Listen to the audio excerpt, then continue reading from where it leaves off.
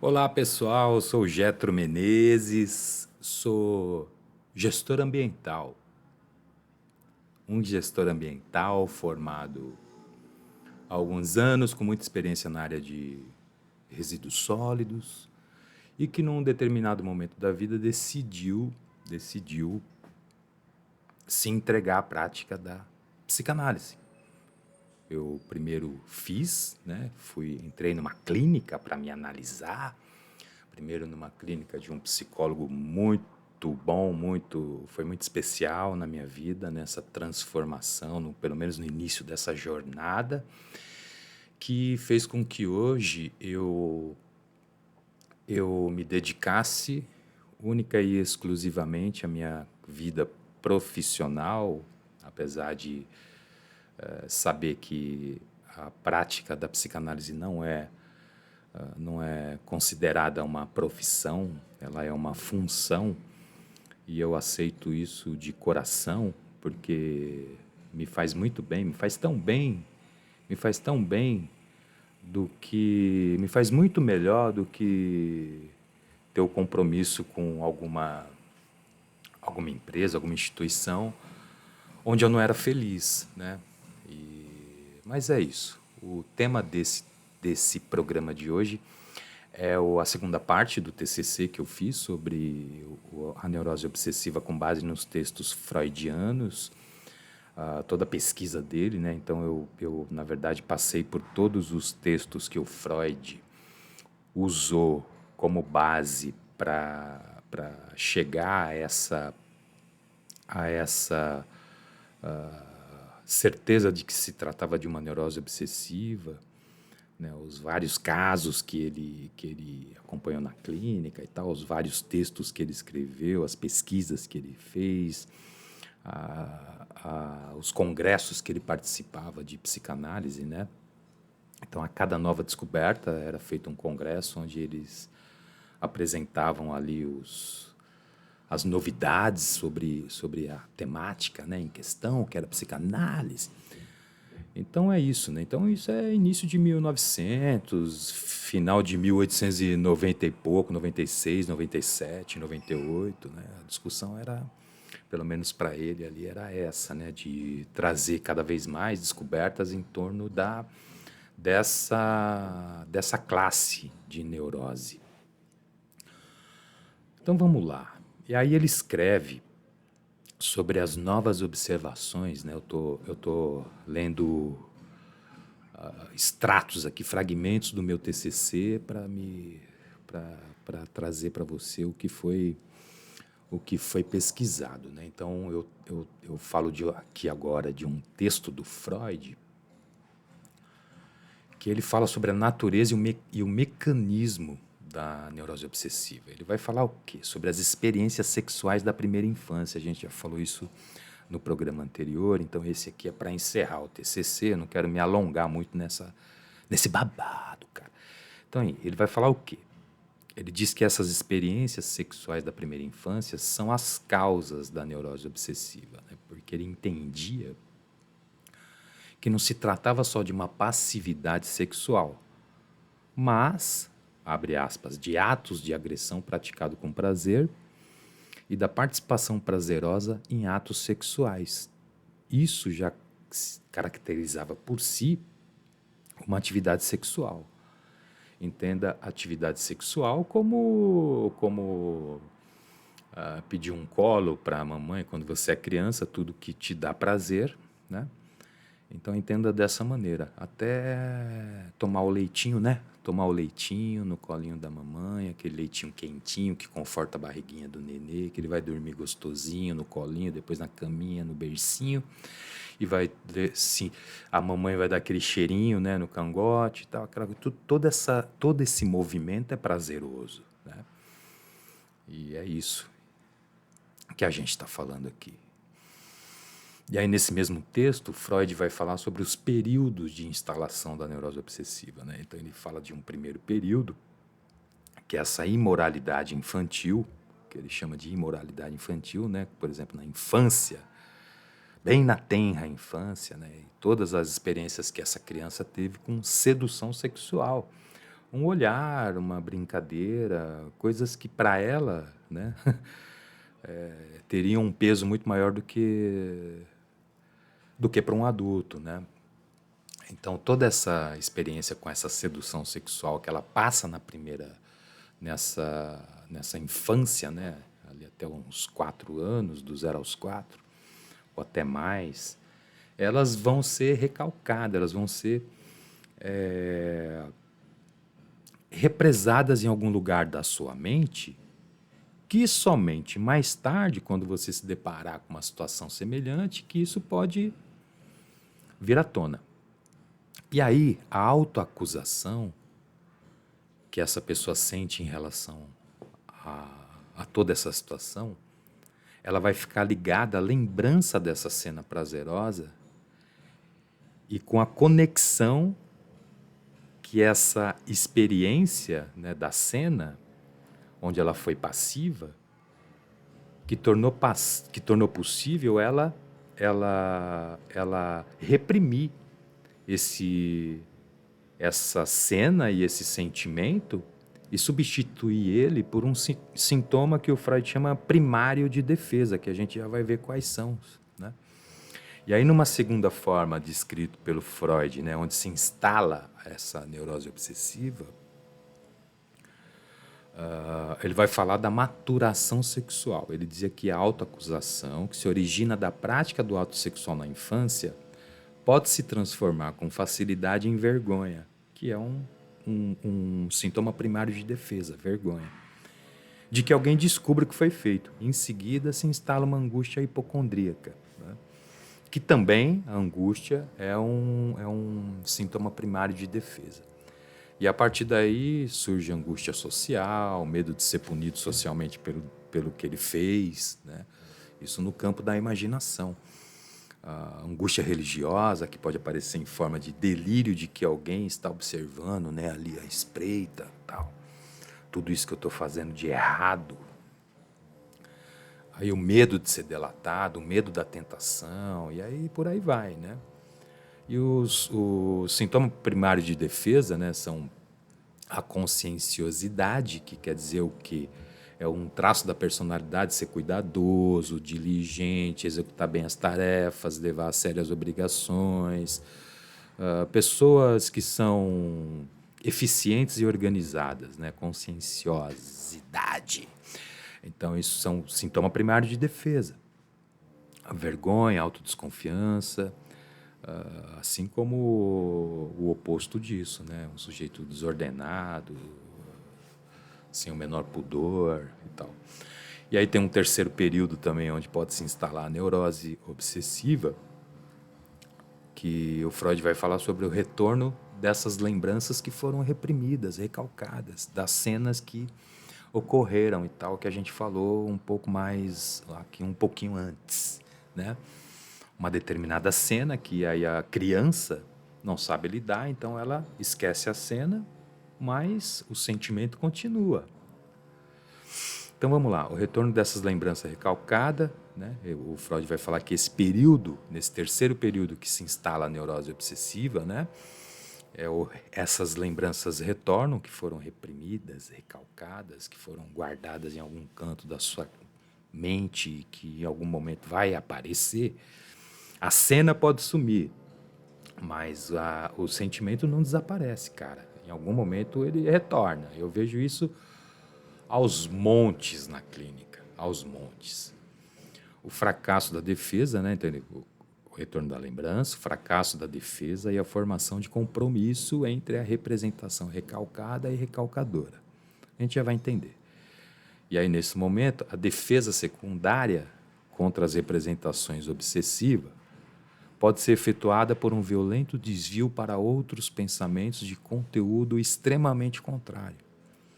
A ruminação obsessiva, segundo Freud, ela vai se dar em torno de coisas abstratas e suprassensuais. Para o Freud, os representantes recalcados estão sempre ligados à sensualidade. Que foi a sensualidade que a gente falou em algum momento aqui, que faz parte de todo esse processo, né, que a gente vai chamar de participação prazerosa em atos sexuais e tal, onde se instala, onde a criança não tem, por exemplo, a maturidade suficiente para lidar com uma emoção forte como essa, como um tesão, né? Ela não sabe nem o que é. Então vamos mais para frente aí. Então, quando o indivíduo obsessivo tenta, por conta e risco, né, com seu esforço racional, lógico, forçar o aparecimento dessas lembranças conscientemente, né, no sentido de controlar essas representações obsessivas, certamente ele será levado ao pensamento obsessivo, que levará a uma compulsão a testar coisas e a mania de duvidar, segundo Freud. E aí ele cita outras medidas protetoras, medidas de penitência, né, onde tem cerimoniais opressivos, como contar degrau, por exemplo, contar carro que passa na rua, contar prédio, sei lá, medidas de precaução, superstição, o aumento da conscienciosidade, tudo em excesso deve ser observado. O medo de delatar-se, né?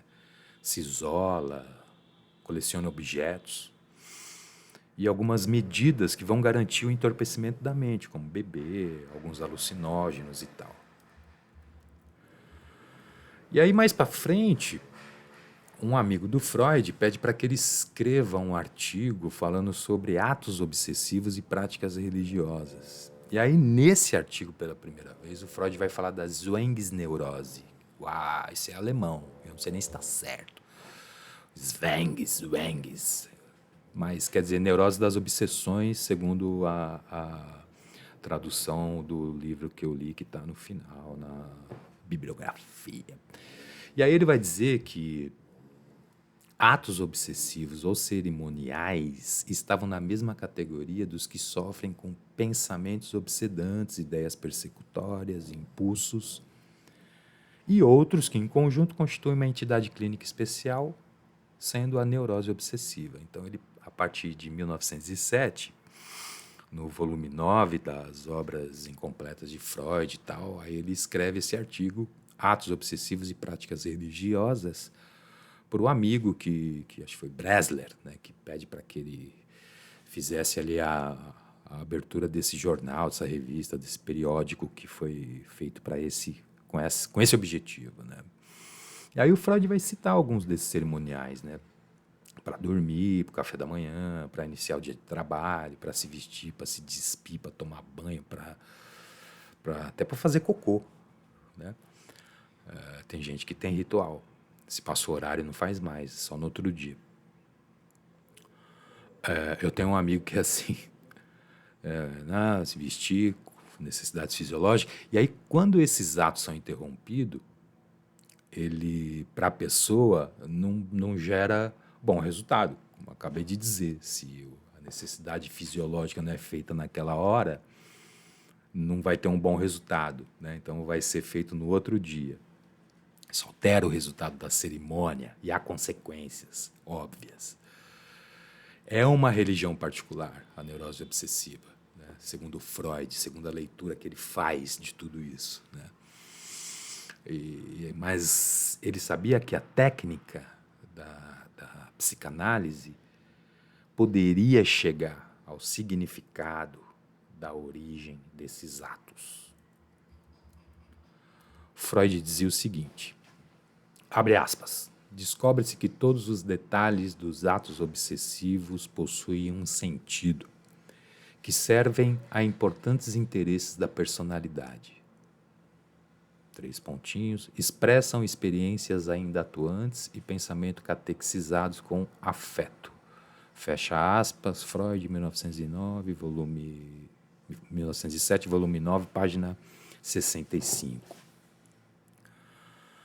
Pensamentos catequizados com afeto são carregados de uma energia extrema. Então, o sentimento de culpa, que a grande maioria do obsessivo e do histérico, do fóbico, todo mundo tem, faz com que aqueles que já sofrem, né, com compulsão e proibição, sofra ainda mais sem saber o motivo. Esse sentimento de culpa ele é inconsciente, teve origem na infância e a cada etapa da vida ele vai ressurgir.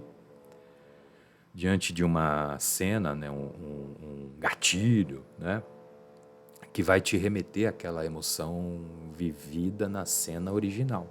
A cena sumiu de cena, né? Mas a emoção permanece. Tem gente que fala, caramba, aconteceu algo comigo na infância e tranquilo, eu, né, esqueci, vivo bem até hoje e tal. Vivo tranquilamente bem. E só que agora, cara, depois de 28 anos, 36, eu tive uma situação assim e tal, que aquilo retornou aquela mesma sensação, aquele mesmo pensamento que eu tinha naquela época sobre isso e tal. Ou seja, é isso que o Freud está dizendo, né? Então, aquelas questões que deixaram uma fixação, ou seja, uma energia muito forte que foi movimentada diante daquela cena, né, que você esqueceu, você reprimiu a cena, você excluiu a cena, mas não exclui o sentimento, porque talvez seja impossível. Isso volta, né? Porque não atingiu a meta. Então, sempre vai te provocar de alguma maneira ou de outra. Então, juntamente, né, a toda essa situação desse sentimento de culpa, né, que a pessoa tem, mas não sabe o motivo, mas sabe que tem, né? Aí, em algum momento de uma etapa da vida que ressurge esse mesmo sentimento, gera também uma ansiedade, que é ligada a uma ideia de punição, né? O cerimonial é uma atitude de defesa, na verdade, né? Uma medida protetora que aparece durante a ansiedade e o perigo, antecipando o perigo que ela pode gerar, né? Para o Freud, essas práticas religiosas, os cerimoniais que os religiosos praticam, é muito parecido com o que o neurótico obsessivo faz. Para pensar, né? Então, eu tenho um pai soberano que tem as leis e que eu sempre acabo pecando. Então, eu sempre me sinto culpado e sempre tenho que ir ao pai para fazer alguma expiação, para me perdoar do pecado que eu cometi em relação à lei, né? É quase que um círculo vicioso, né? Talvez a lei tenha sido criada para eu pecar e buscar no pai a solução do problema. Então, aí ele vai avançando e escreve um outro artigo, tal, mais para frente, que denomina de caráter e erotismo anal, que ele vai falar sobre o obsessivo e os traços de caráter desse indivíduo, né? Então, ele classifica como um indivíduo ordeiro, com um esforço assim absurdo para cumprir as suas tarefas, as suas atividades, com esmero, com toda assim, a técnica, o profissionalismo, o cuidado, né, de fazer bem feito, de fazer perfeito. Assim como também pode ser descuidado, desordenado, né? Existe esse oposto que trabalha o tempo todo também na vida do neurótico obsessivo. Assim, né? Como também um sujeito que é parcimonioso em relação ao seu dinheiro, né? Que sabe usar bem o dinheiro. E assim também como ele pode ter guardar o dinheiro, né? Uma avareza de forma absurdamente exagerada. Outro traço de caráter, né? São indivíduos ordeiros, parcimoniosos, né? Que sabem lidar bem com o dinheiro, tal, trabalha bem, cumpre as regras, são obstinados, né? Assim como também pode ser rebelde, pode se ligar à cólera e à vingança com muita facilidade. Então o Freud foi identificando traços, né? A partir da clínica, da experiência, da vivência, das pesquisas e tal. E aí, para ele, Freud, essa tríade de propriedades, obstinação, parcimônia e ordem, ela poderia estar relacionada com o desaparecimento do erotismo anal. O que eu quis dizer com o erotismo anal com base no texto freudiano, certo? Na psicanálise freudiana. Na primeira infância, do 0 aos 4 anos, a criança tem uma incontinência fecal, né?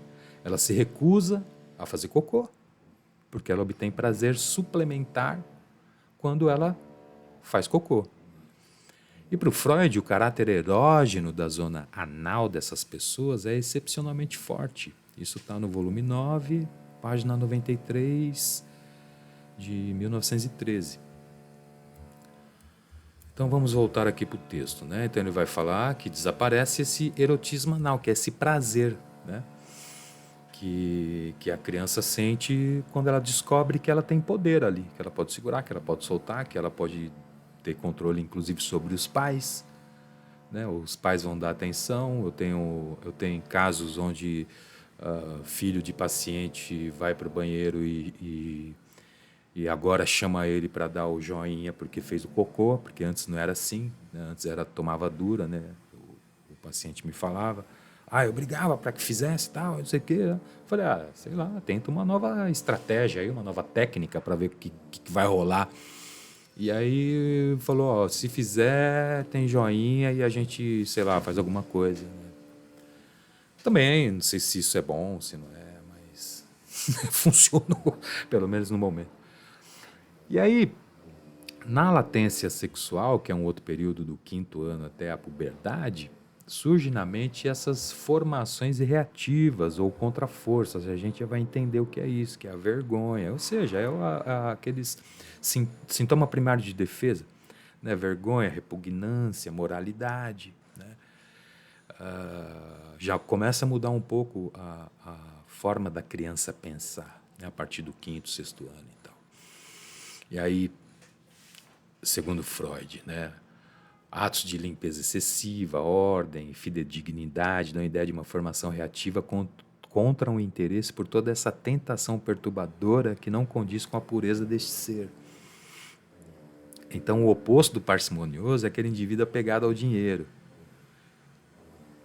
que é o nenê que não faz cocô, que retém as fezes.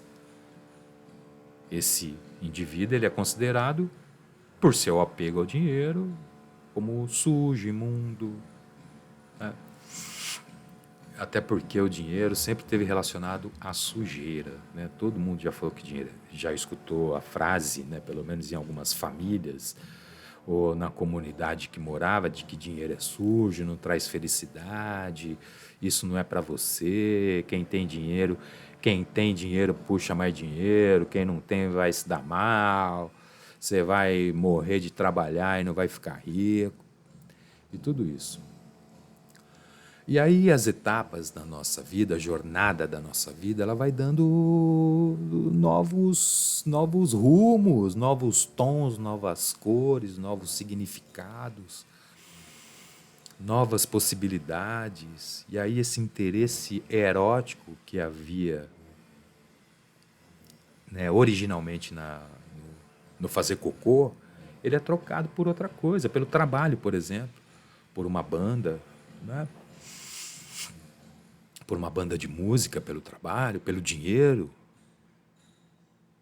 Até porque essa ideia, né, não existia na infância. O valor do dinheiro, a criança não tem a menor ideia, né? Tem adulto que ainda age assim, como se fosse criança.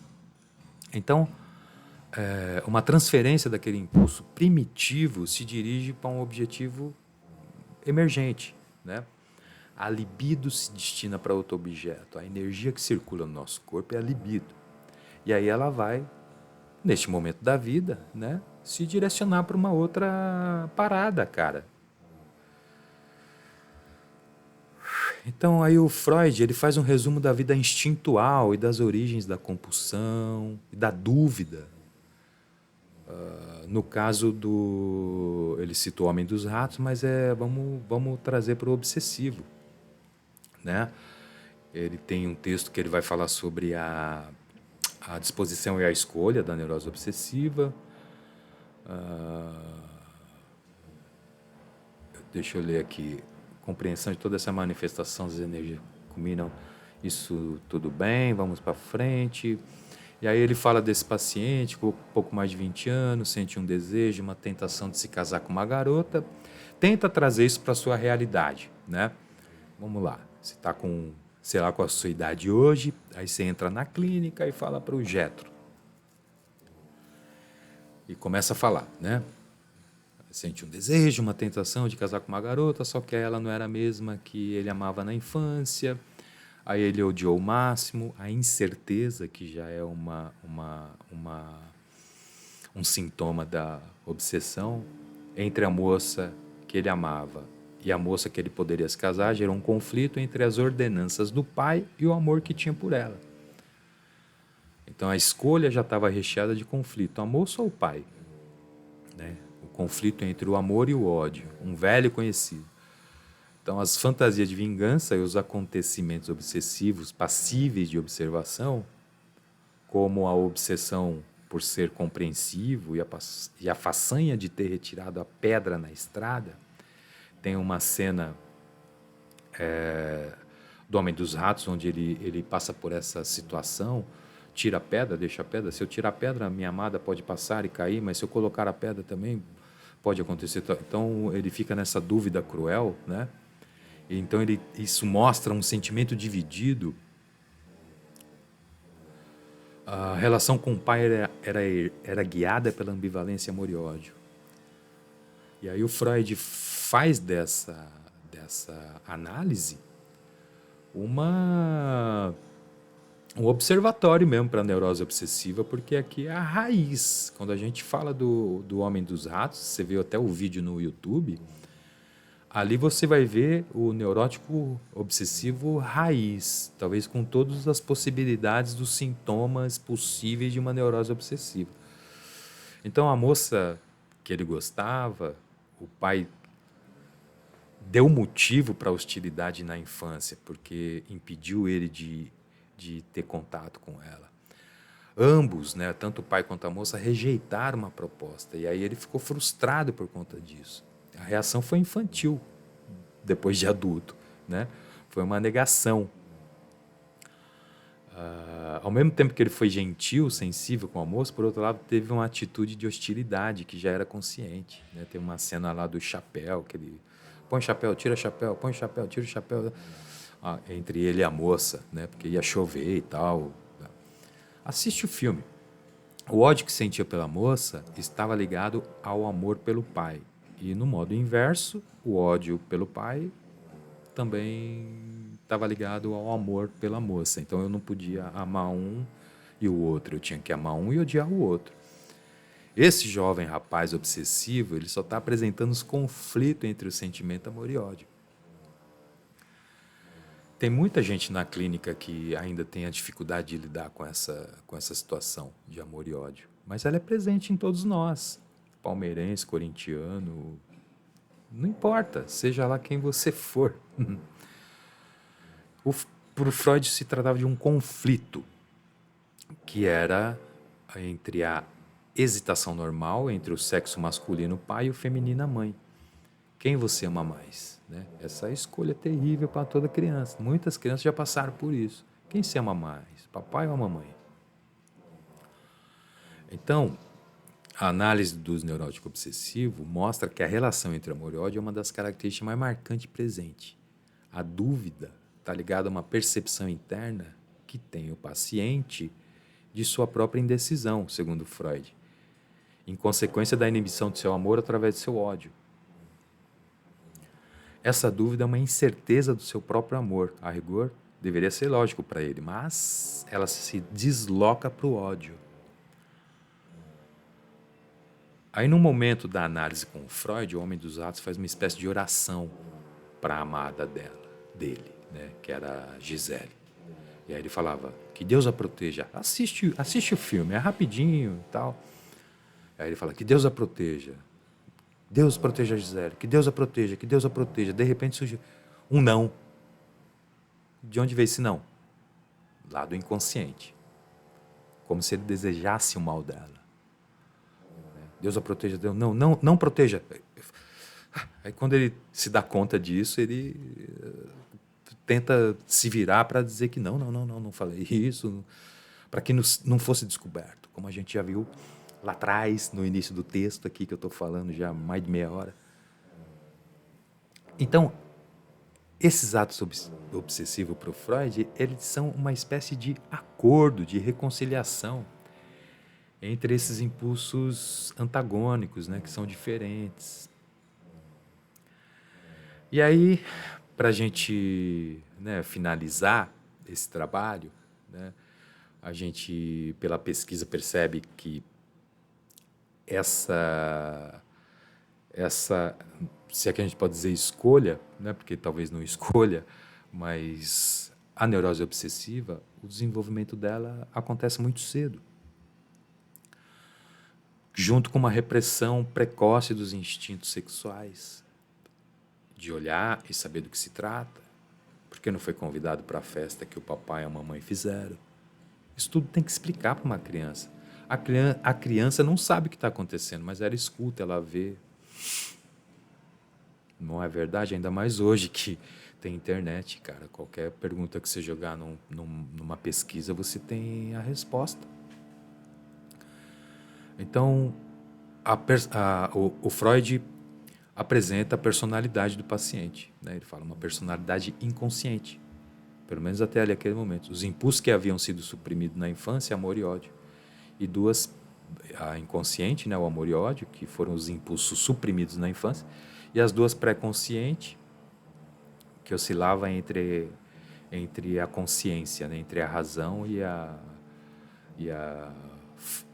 e uma instância na mente que era autoritária, né?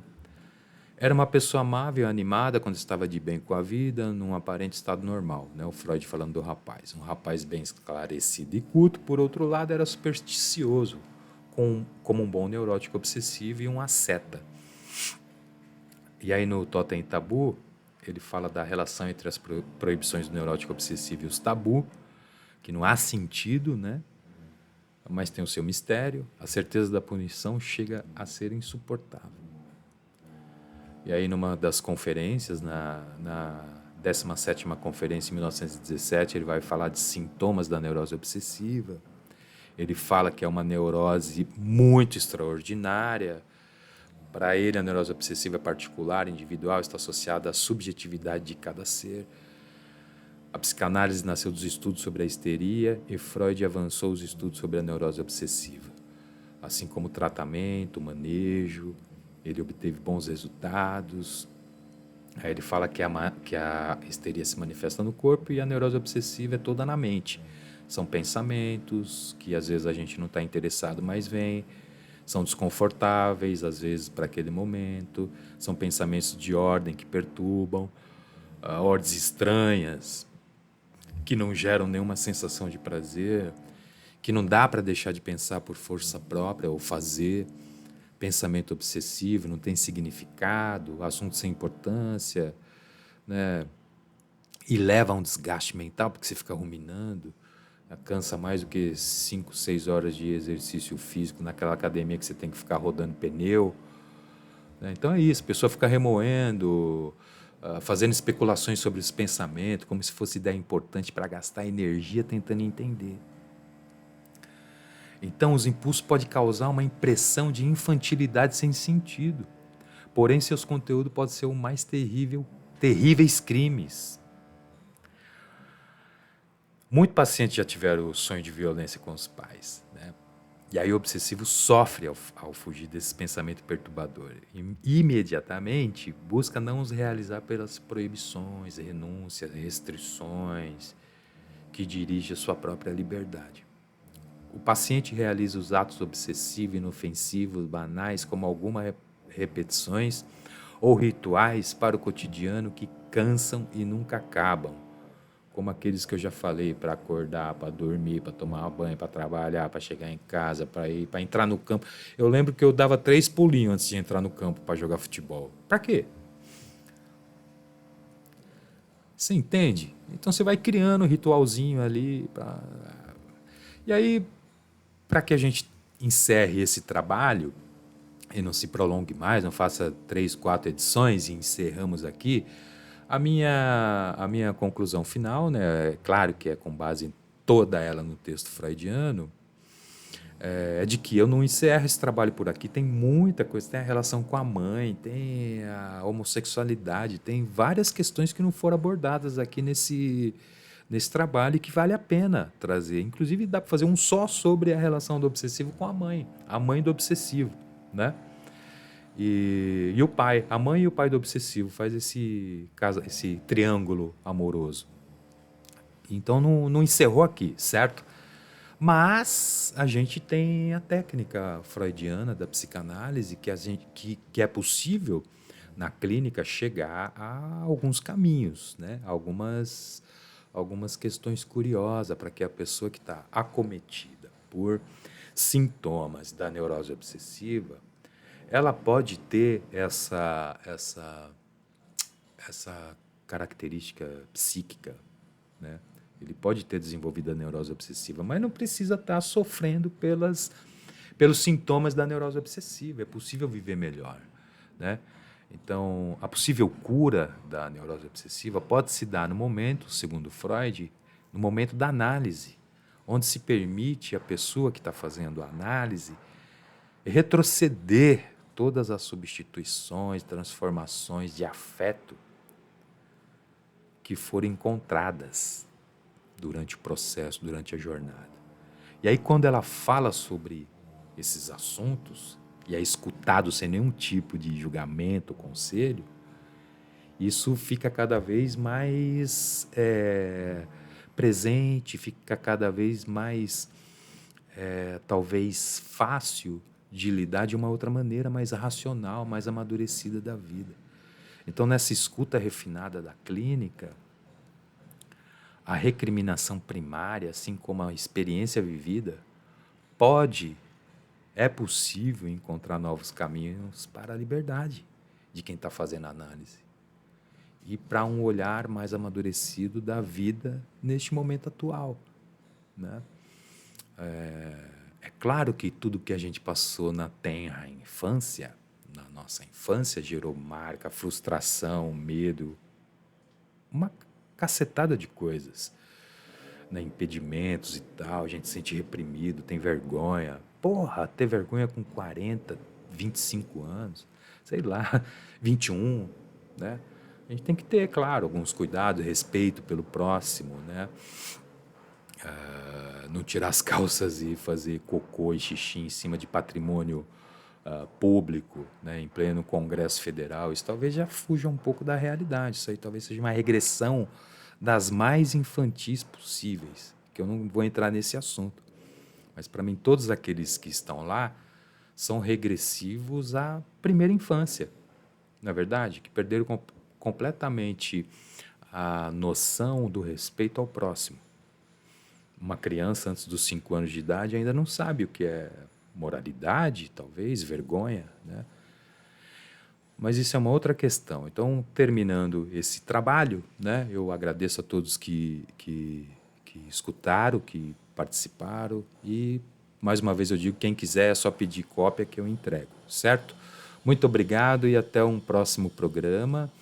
E se você se identificou com essas questões que foram levantadas no trabalho, não tem nenhum problema.